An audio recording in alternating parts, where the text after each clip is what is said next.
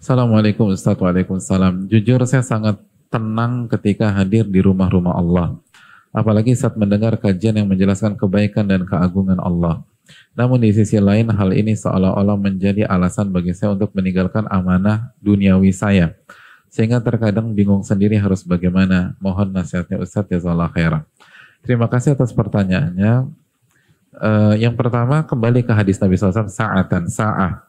Ada waktunya, kita kajian dan ada waktunya kita berusaha secara duniawi.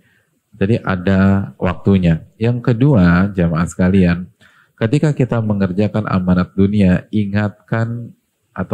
niatkan sebagai sarana menuju akhirat. Sebagai sarana menuju akhirat. Jadi niatkan untuk itu. Yang ketiga, lihat sirah para sahabat Nabi SAW. Bagaimana Abdurrahman bin Auf itu ke pasar di kota Madinah, berdagang di kota Madinah. Utsman bin Affan berdagang di kota Madinah. Jadi nggak semuanya di masjid terus nggak pulang-pulang. Jadi ini yang perlu kita camkan bersama-sama. Wallahu ta'ala alam bisawab. Mainkan niat.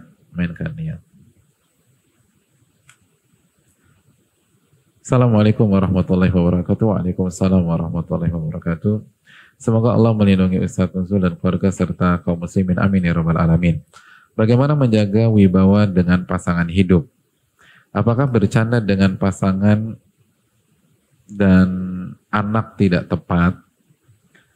Masalah yang saya hadapi, merasa tenang ketika melakukan kesalahan. Mohon nasihat Ustadz bagaimana agar bisa mendapatkan signal ketika bermaksiat. Ya, terima kasih. Bagaimana menjaga wibawa dengan pasangan hidup? Kita harus ngulang kajian malam ini kalau begini hadirin. Karena ini jawabannya sama dengan yang ditanyakan. Amalkan materi kita pada malam hari ini. Amalkan materi kita pada malam hari ini. Apakah bercanda dengan pasangan dan anak tidak tepat? Siapa yang bilang nggak tepat? Kan kita udah bilang jangan, jaga, atau apa tadi kata-katanya? Proporsional dalam bercanda. Bukan nggak boleh bercanda hadirin. Penting bercanda dengan pasangan. Nabi SAW itu punya kehidupan yang indah dengan istri-istri beliau. Dan beliau nggak nggak selalu serius dengan pasangan. Nabi lomba lari 2 kali dengan Aisyah radhiyallahu taala anha. Nabi kita sallallahu alaihi wasallam. Antum berapa kali lomba lari sama istri? Nah, berapa kali? Sekali. Benar, sekali. Belum. Udah nikah? Sekali ditanya udah nikah belum. Dan lihat gaya bahasa Nabi. Ya Aisyah hadhihi bitilk. Aisyah skor 1-sama. Kemenanganku ini untuk kekalahanku yang kemarin. Jadi santai bercanda jamaah. Bercanda. Itu penting bercanda itu.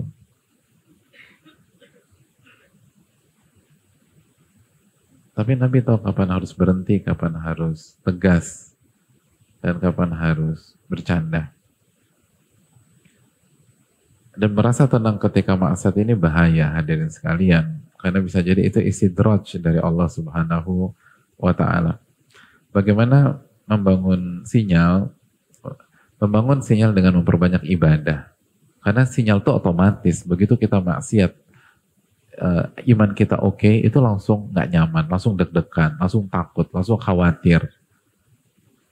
Jadi itu otomatis. Jadi bangun ibadah kita dan ketakwaan kita kepada Allah. Wallahu ta'ala bishawab.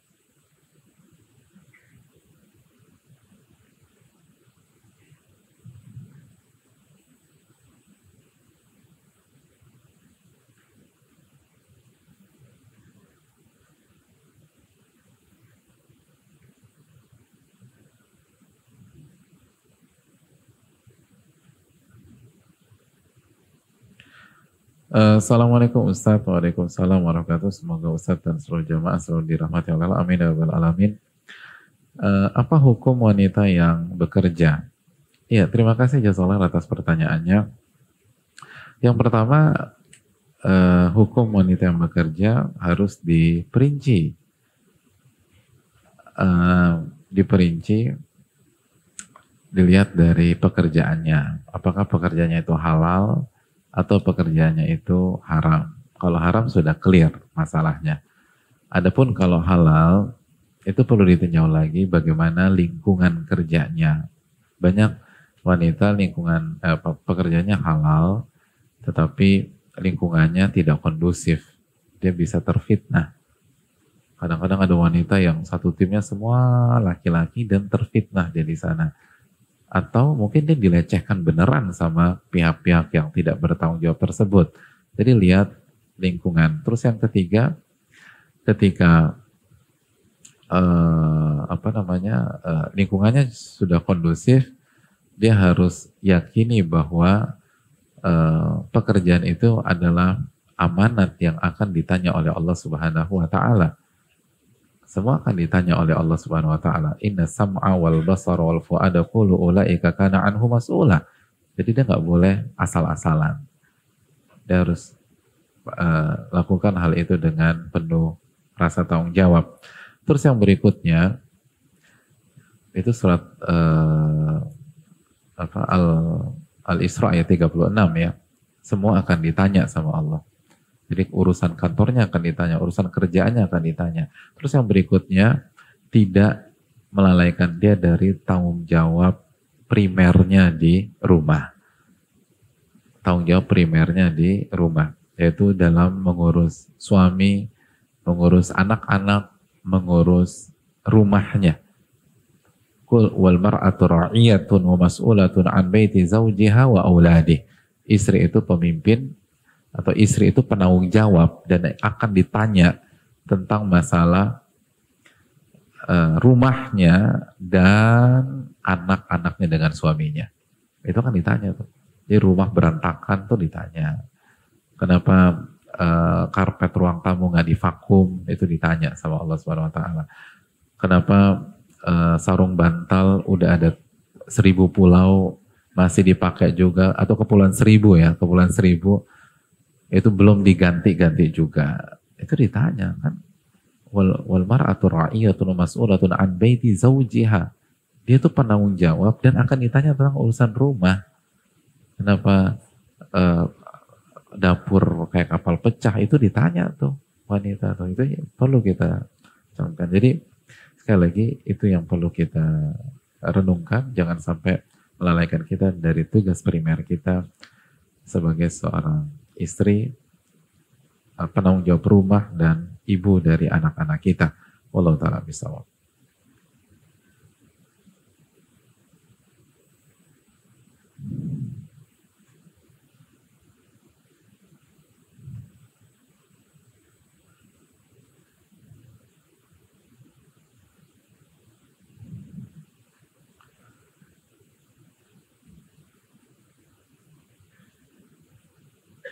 Assalamualaikum warahmatullahi wabarakatuh. Waalaikumsalam warahmatullahi wabarakatuh. Ustadz, saya adalah seorang akhwat usia 29 tahun.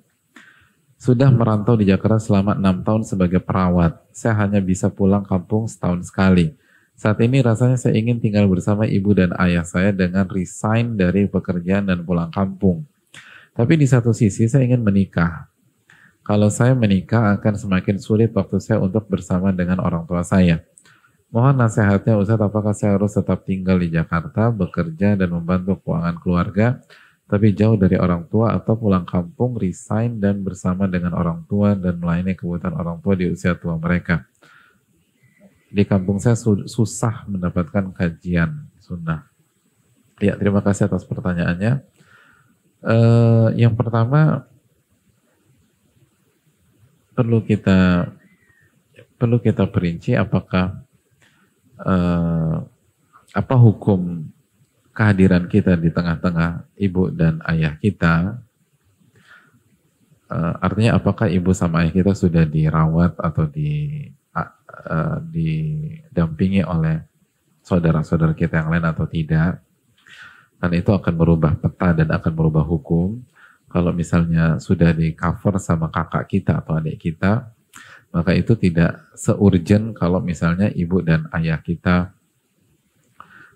hanya seorang diri di kampung dan tidak ada yang merawat mereka. Allah ta'ala bisawab, kembali, kalau saran saya sih kembali kepada kaidah yang pertama, kita harus jaga agama kita, harus jaga hak Allah Subhanahu wa taala, lalu setelah hak Allah, hak orang tua kita. Dan jika dua ini bisa dipenuhi dan didapatkan dengan di kampung, coba pertimbangkan untuk pindah ke kampung. Dan jangan khawatir dengan jodoh, insya Allah kalau dua hal ini bisa tercover dengan baik. Bisa tercover dengan baik. Karena insya Allah, Allah akan kasih rezeki dari arah yang tidak ia duga-duga. Dan kasus kan banyak, hadir. Banyak wanita yang hidup di tengah-tengah lingkungan atau kota yang banyak ikhwannya tapi nggak nikah-nikah. Dan ada wanita yang tinggal di komunitas yang isinya wanita semua. Dilamar sama laki-laki. Jadi min haitsu la yahtasib itu benar banget, dari arah yang tidak ia duga-duga. Jadi PR-nya adalah di mana nih yang kita paling bisa bertakwa kepada Allah Subhanahu wa taala. Dan ini masih global, saya nggak terlalu berani terlalu dalam untuk menjawabnya. Kan juga ada pembahasan membantu keuangan keluarga. Jadi sejauh mana keuangan keluarga itu butuh dibantu oleh si akhwat ini. Tapi intinya jaga hak Allah lalu jaga hak orang tua.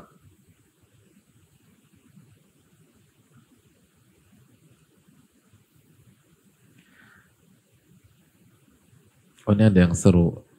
Assalamualaikum Ustaz, waalaikumsalam. 2 hari lagi saya kembali ke kampung dan tidak kembali lagi ke Jakarta. Jangan bilang begitu hadirin. Kita kan nggak tahu masa depan. Siapa tahu balik lagi ke Jakarta.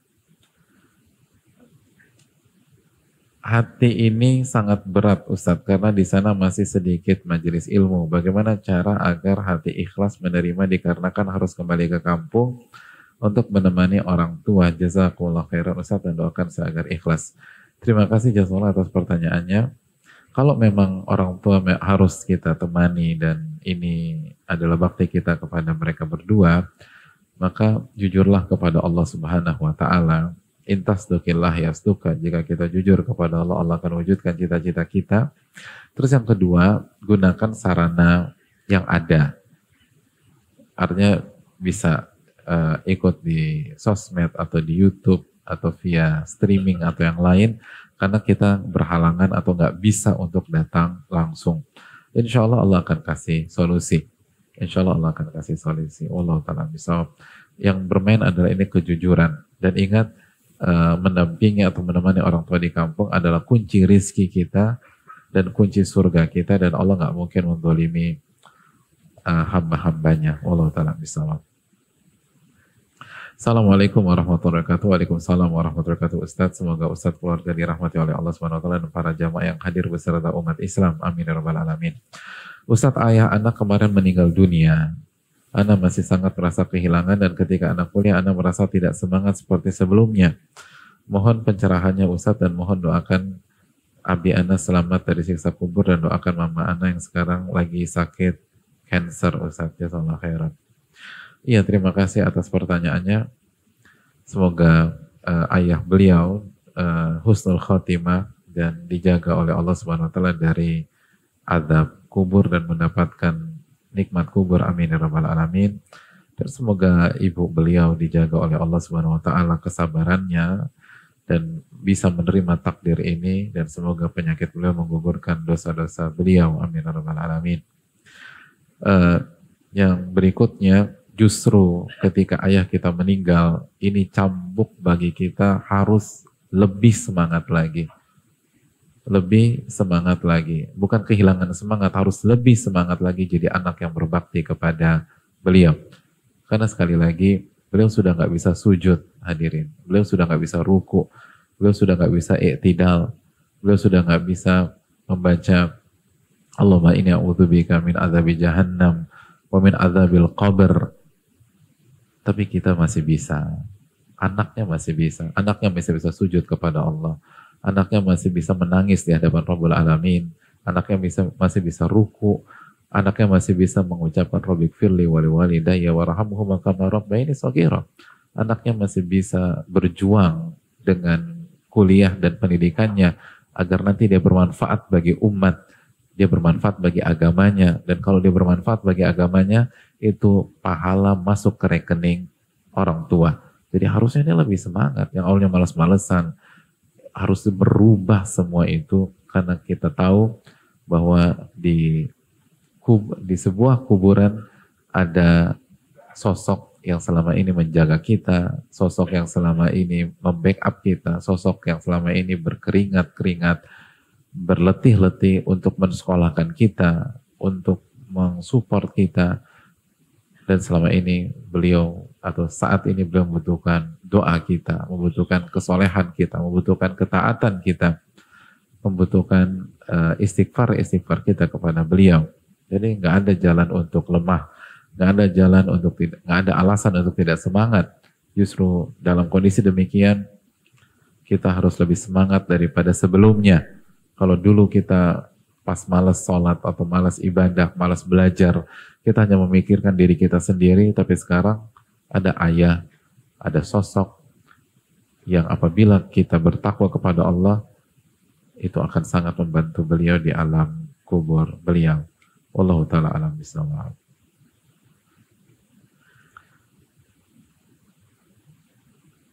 Yang bertanya bisa bertemu pada kajian ya. Yang bertanya ini. Wallahu ta'ala alam bisawab.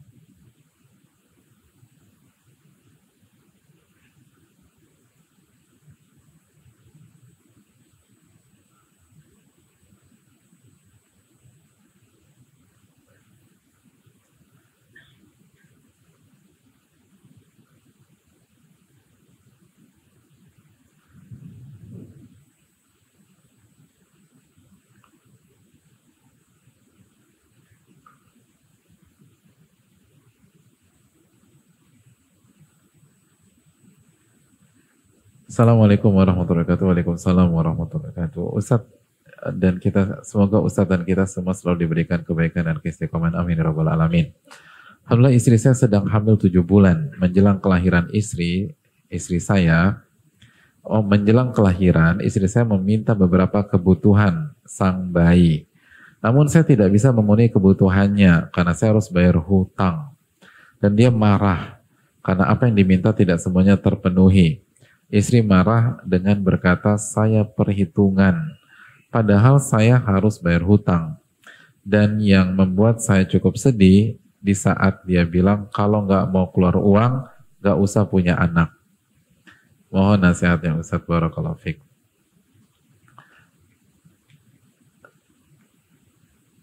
Iya, itu yang pertama hadirin Allah muliakan,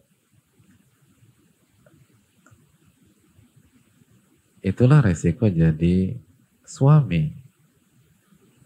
Iya. Salah satu resiko resiko kan harus ngadepin lisan wanita. Yang kata Nabi, wa khuliqatil mar'atu min dila'. Wanita itu diciptakan dari tulang rusuk yang bengkok, dan yang paling bengkok itu sebagian ulama seperti Al-Hafidz Ibnu Hajar menjelaskan lisannya.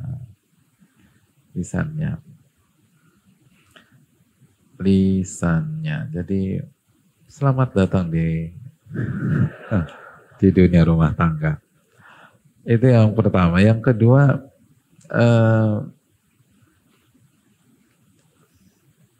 berangkat dari poin yang pertama tadi, kalau kita mau sukses jadi suami, tidak semua kata dan kalimat istri kita tafsirkan, hadirin. Habis kita tafsirkan, kita tadabburi. Nah, yang perlu kita tafsirkan dan tadabburi itu firman Allah, bukan ucapan istri. Jadi di saat dia bilang kalau nggak mau punya uang, nggak nggak usah punya anak, udah anggap aja itu aja. Nah, apalagi wanita lagi hamil. Ini kemungkinan anak pertama kayaknya nih. Kan wanita lagi hamil kan hormon berubah. Moodnya berubah lagi gitu loh. Sering labil. Ya udah anggap itu aja. Masuk kuping kanan, keluar kuping kanan aja gitu loh. Iya, iya beneran. Jadi nggak usah terlalu direnungkan, diresapi. Mendingan antum meresapi surat Al-Fatihah deh. Itu lebih enak daripada meresapi kalimat kalau nggak mau keluar uang, nggak usah punya anak. Terus yang berikutnya, jangan jadikan omongan istri sebagai syarat atau syarat kebahagiaan atau ketidakbahagiaan antum. Jangan. Semua dikembalikan kepada Rabbul Alamin. Lalu introspeksi diri, benar nggak nih gitu loh, benar atau enggak? Oke, kita harus bayar hutang, tapi bisa nggak kita korbankan yang lain? Kadang-kadang suami itu bayar hutang tapi masih punya hobi yang juga menguras uang gitu loh. Kan demikian hadirin sekalian. Oke, dia harus bayar hutang. Coba evaluasi paket internetnya sebulan bagaimana. Terus main game online apa enggak. Kan itu juga. Terus juga hobi-hobi yang lain. Terus yang berikutnya berani jual sesuatu enggak buat anaknya. Gitu. Jadi coba deh jual barang-barang kita. Buktikan, bukan buktikan kepada istri, buktikan kepada Allah Subhanahu wa taala kita adalah calon ayah dan ayah yang bertanggung jawab. Jadi sekali lagi cari yang bisa kita jual gitu loh. Mungkin motor kita jual atau mobil kita jual, cari yang lebih murah dan disisihkan untuk anak kita. Terus bagi bagi istri, jaga lisan. Jangan sampai keluar kalimat-kalimat kufur nikmat. Itu yang membuat wanita jadi penghuni mayoritas neraka. Dan kalimat-kalimat ini itu rentan kufur nikmat. Dan sekali lagi yang bikin banyak orang masuk neraka adalah lisan dan kemaluan, kata Nabi SAW. Jadi banyak-banyak bersyukurlah kepada suami. Dan banyak sekali istri yang dibuang sama suaminya ketika hamil. Jadi syukurilah yang ada hadirin. Syukurilah yang ada. Wallahu ta'ala bishawab.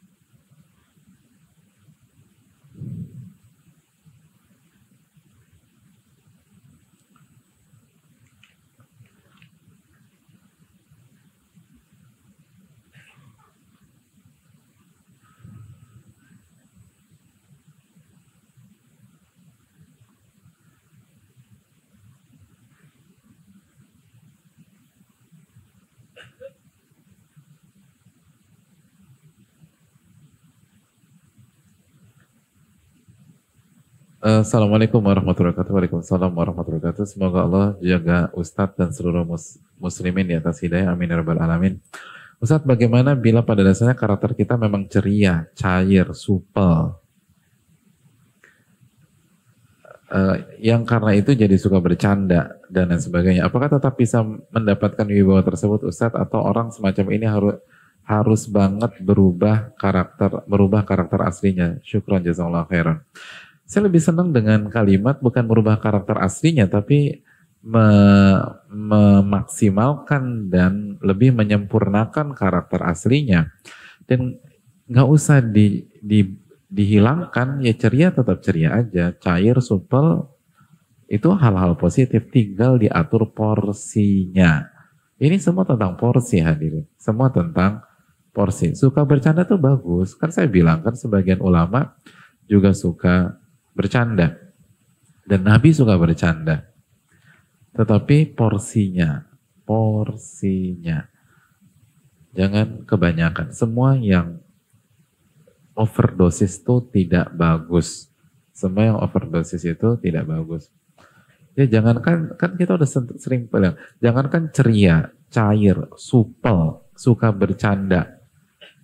Sholat aja, kalau overdosis tidak bagus.